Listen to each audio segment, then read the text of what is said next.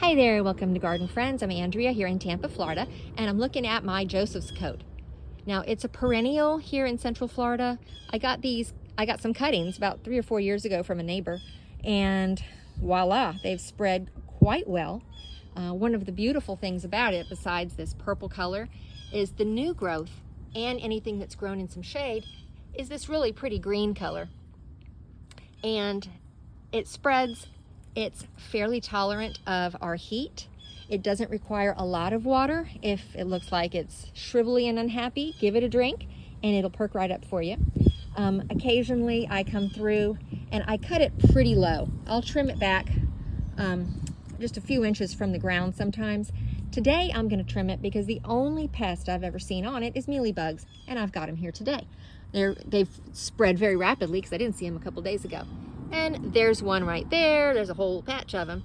Mealy bugs, mealy bug eggs. I just like them.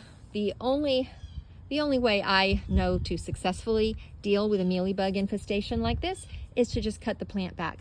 If it was one plant, I would probably try to rinse it off with water. I've tried some neem oil after rinsing them off with water. Mealy bugs, they find a way back. So the most success I've had with dealing with them is just to trim them away. So in this case, back here where it is a little spindly, I'm just going to do this. Mealy bugs are gone, and I'm going to throw them away. Never compost anything with a mealy bug on it. And that is what I'll be doing for the next 15 minutes or so. And you probably don't want to watch me do that in real time. So to recap, Joseph's coat, it's a perennial here in Central Florida.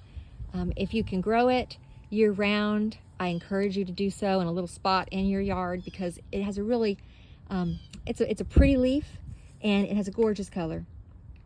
If you have to grow it as an annual, do that as well because it is, like I said, very pretty. And you could always put it in a pot and bring it inside if it was going to freeze.